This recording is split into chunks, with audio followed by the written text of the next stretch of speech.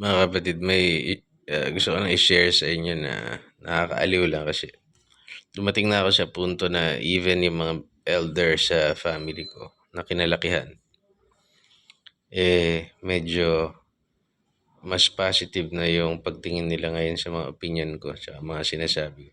Kasi dati parang bata ka lang na arrogante na nagsasalita sa matatanda. Bagamat high school pa lang ako,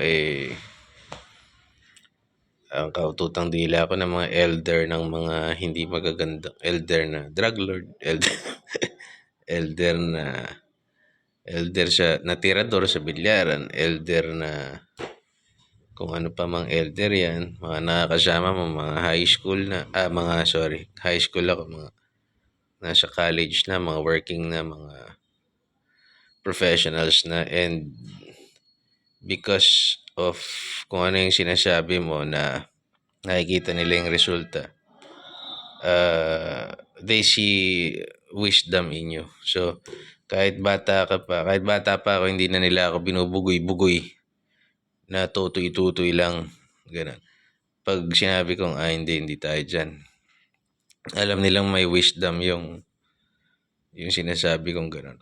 Pero sa family kasi, matagal na proseso yun. Darating yung time na ilang dekada kami nag-aaway nitong pamangking ko pero lahat pala ng sinasabi niya tama. Ang purpose niya pala ganito. Makikita nila in the long run. And nag-iiba na rin siguro pag may anak ka na. Hindi na ang nag-iiba. Hindi ka na lang basta baby na nila na pananagutan, babing palasagot. Hindi na ganoon ang tingin sa'yo. May ka na, may buhay na nang nanggaling sa'yo. Siguro may psychological effect yan even sa mga kaduguman. Now, having said that, na nasa edad na ako na gano'n, and even yung mga kaibigan ko na kasing edad ko, nakita na nila na maraming bagay na sinabi ko ang totoo. At maraming mga mungkahi ko na hindi nila sinunod ang karon sila ng problema. Hindi kasi ako masyado magaling sa sarili ko, magaling ako sa iba. Kasi ako yung nakakaano kadalasan ng pagkakamali. Nagkamali na ako dyan So, dami akong pagkakamaling ginawa So, tinanong na ako nung isang kaibigan ko, kanya, yung anak ko binubuli. Malaki na yung anak niya Nasa mga 10 years old, 11. Binubuli. Anong gagawin ko? Paano mo pinagdaanan to nung lumalaki ka? Sabi ko, mahirap kasi it's either magaling ka sa karatihin mo yung putang inang yan, o ako kasi nun, binuli din naman ako, pero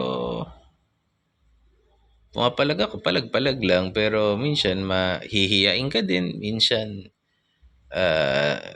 agrabyado ka rin, minsan tatakot ka rin kasi di naman lahat ng oras pare-pareho yung mindset mo tsaka yung kalagayan ng katawan mo. Minsan papasok ka, masakit yung tiyan mo. Mauutot ka, takot ka masikmuraan nun dahil mauutot ka, baka makita pa ng crush mo. Maraming factors na ganun Although generally, nung elementary ako, medyo protektado ako kasi yung school na pinag-aaralan ko, teacher yung tita ko dun. So, ang pambubuli sa akin dun, hindi ko sinusumbong. Patagilid ang pambubuli sa akin. Hindi ako talaga, they're not going to pick on me. Tsaka sisipain ko din talaga sila sa mukha pagka binuli nila ako. Kaya lang ako, madaling sabihin magpakamacho na upakan mo. Bigyan mo sa kanya, upakan mo yung putang inang yun.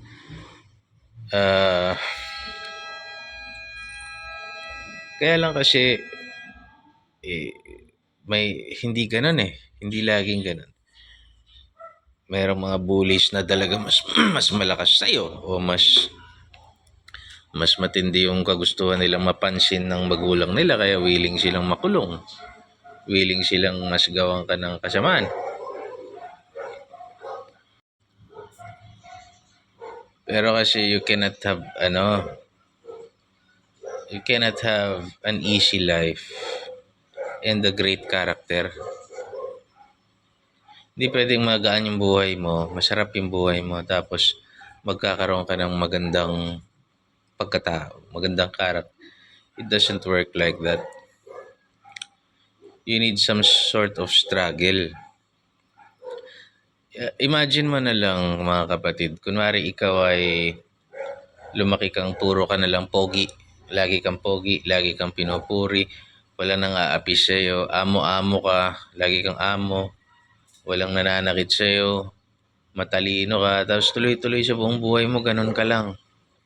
Bida-bida ka, hindi ka bumabagsak sa kahit na anong exam, hindi mo naranasan bumagsak, hindi mo naranasan ng failure, lahat okay sa'yo. Pag graduate mo, biglang ang ganda rin ng career mo kaagad. Kunwari, bigla ka naging doktor agad.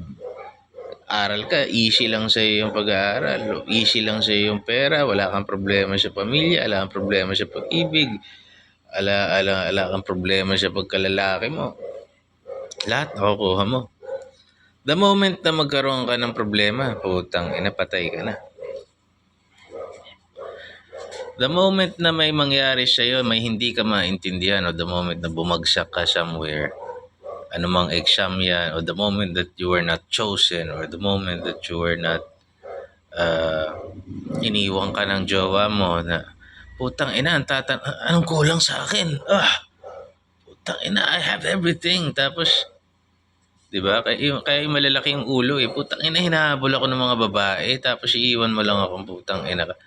In despair ka na nun. Ako, naranasan ko yun sa buhay ko. Yung feeling mo, gusto ka ng mga babae lahat. Tapos i-break ka. Puta ina. Sakit na sa ego, men. Gold ako gold. Di ba? Pagka ganun ang pakiramdam. So, failures, tsaka yung mga struggle sa buhay na yan, yan yung nagtuturo sa iyo na hindi lang maging humble, kundi magkaroon ng mas magandang karakter. Losing helps. Losing or matalo ka sa kahit na ano, di ba? Helps you become a winner in life. Kasi talagang sa buhay kasi totoo yung konsepto na yung makakabangon ka tuwing nadadapa ka, yun ang winner. Hindi naman yung kung sino lang yung may hawak ng gold sa buhay. Sa buhay. Hindi lang yung kung sino, yaman niya, gwapo niya, ang lahat nasa kanya. Hindi yun ang champion. Champion yung, kasi babagsak ka rito. Kahit sa ang larangan, may hulog ka lagi, may disgrasya ka lagi, may mas magaling lagi sa iyo, may masasamang tao talaga, may sakit, sickness, disease, poverty, pandemic,